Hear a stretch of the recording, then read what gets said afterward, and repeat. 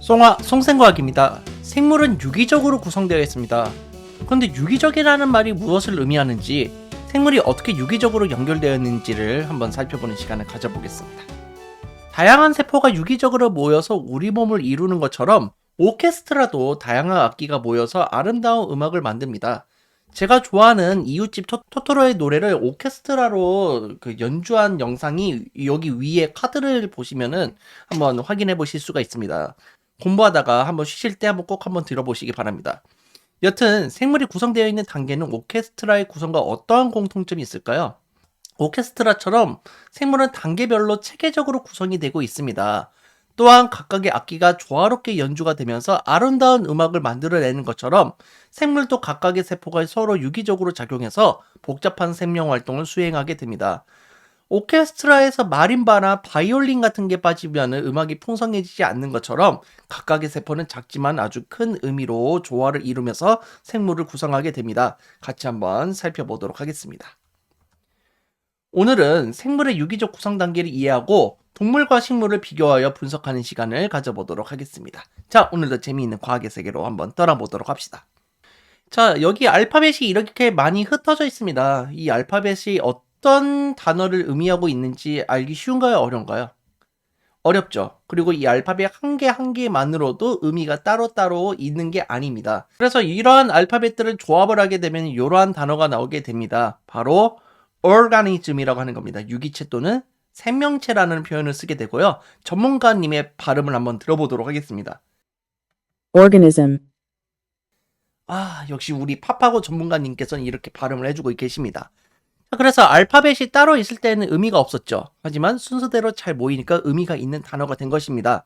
이와 같이 세포도 따로 있으면 별 의미가 없어 보일 수 있지만 우리 몸 안에서 유기적으로 작용하게 됩니다. 특히 하나만 더 얘기해 주자면 여기 생명체라는 거 있습니다. 이 생명체의 단어를 이렇게 living creature라는 단어로 쓰이고 있습니다. 역시 이것도 전문가의 발음 한번 듣고 하겠습니다. living creature, 역시 좋습니다. 그 생명체는 동물에 한해서는 이제 living creature라는 걸 좀 많이 사용하기도 한다. 기억을 해두시면서 넘어가도록 하겠습니다. 자, 그럼 생물의 몸은 어떻게 유기적으로 구성이 되어 있을까요? 우선은 우리가 저번에 배웠던 단세포 생물과 다세포 생물에 대해서 점검을 해보아야 합니다. 단세포 생물은 하나의 세포로 이루어져 있으며 모든 생명 활동을 수행합니다. 유글레나나 아메바, 집신벌레 이런 것들이 있다는 것을 알 수가 있었죠. 다세포 생물은 여러 동물의 수많은 세포로 이루어져 있습니다. 그래서 사람이라든지 물범, 거북이가 대표적인 예라고 했었습니다. 단세포 생물에서는요, 하나의 세포가 곧 생명입니다. 하지만 다세포 생물의 경우에는 다양한 종류의 세포가 모여서 유기적으로 이루어져 있습니다. 생물은 다양한 모양과 기능을 가진 세포들이 모여서 일정한 단계를 거쳐서 유기적으로 연결되어 있는 것이죠. 자, 여기 있는 유기적이라는 것에 대한 뜻을 한번 좀 더 자세히 살펴보도록 할 텐데요. 유기적으로 연결되어 있다라는 뜻은 서로 잘 연결되고 도움을 주고받을 수 있으며 자연스럽게 하나가 되는 것처럼 움직이는 것을 말합니다. 예를 들어서 몸의 여러 기관, 예를 들어서 심장, 폐, 뇌가 서로 잘 연결이 되어 있어서 함께 움직이듯이 여러 가지가 서로 잘 도와서 잘 어우러지는 모습을 말하는 것이죠. 자, 식물과 동물은 세포로 구성되어 있고 다양한 모양과 기능을 가진 세포가 모여서 복잡한 유기적인 구조를 이루고 있습니다. 즉 생물의 몸은요, 세포가 모여서 단계적으로 구성되었다고 보시면 되고요. 동물 세포든 식물 세포든 세포, 조직, 기관, 개체 순의 단계로 구성이 되어 있습니다.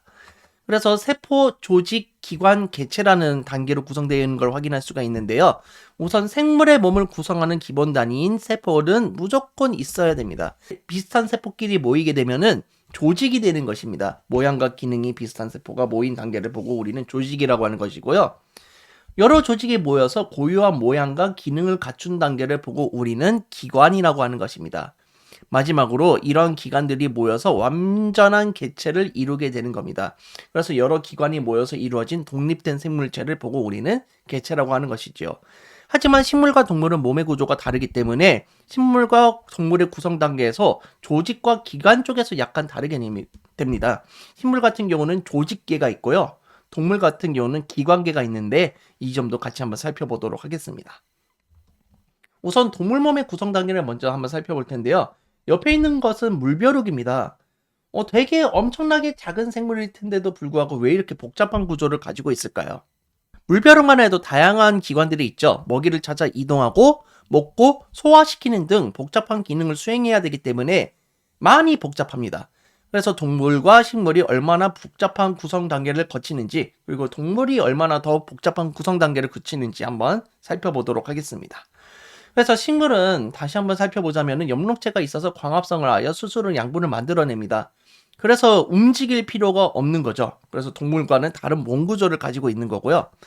동물은 식물과 다르게 먹이를 찾고 이동하고 먹고 소화하고 배설하는 등 더 다양한 기능이 필요하다라는 겁니다. 따라서 동물은 이런 기능을 수행하기 위해서 식물과 다른 몸 구조를 가지고 있다라는 점을 기억해 두시면서 살펴보도록 하겠습니다. 동물의 몸의 구성 단계는 세포, 조직, 기관, 기관계, 개체가 있다라는 것을 알 수가 있습니다.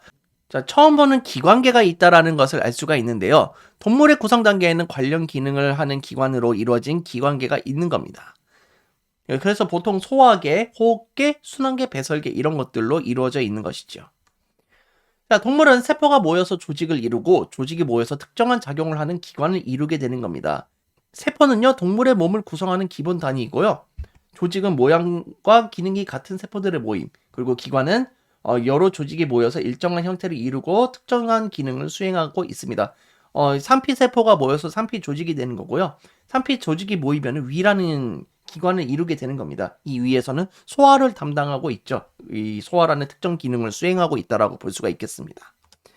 서로 연관된 기관들이 모여서 복잡한 기관계를 이룹니다. 그래서 공통 기능을 수행하는 기관이 모여서 함께 작용하는 겁니다. 뭐 입, 식도, 위, 소장 이런 것들은요, 소화를 담당하고 있죠. 그렇기 때문에 소화계가 되는 것입니다. 그래서 기관계가 체계적으로 연결되어 있으면 개체를 이룬다라고 되어 있습니다. 개체는 기관계가 체계적으로 연결되어 이루어진 생물체를 말합니다. 여기 있는 아이유도 당연히 개체라고 볼 수가 있겠지요. 자, 그러면 식물의 구성 단계도 한번 살펴보도록 하겠습니다. 식물의 구성 단계도 세포 조직까지는 똑같습니다. 그런데 비슷한 조직이 모인 조직계라는 게 새로 생기게 되는 거고요. 그 다음에 기관, 개체 순으로 되어 있다라고 보시면 되겠습니다. 자, 그래서 식물의 몸의 구성 단계는 동물의 몸의 구성 단계와 달리 조직과 기관 사이에 조직계가 있는 겁니다. 그리고 동물은 기관계가 있는 거죠. 식물에서는 기관계가 없다라는 사실도 알고 계셔야 되겠습니다. 자, 식물은 모양과 기능이 비슷한 세포가 모여서 조직을 이룹니다. 세포가 모여서 조직이 된다 확인할 수가 있고, 세포는 식물을 구성하는 기본 단위라고 했습니다. 조직은 모양과 기능이 같은 세포들의 모임이라고 했어요. 잎살 세포가 모이면은 울타리 조직을 이룬다라는 것을 확인할 수가 있네요.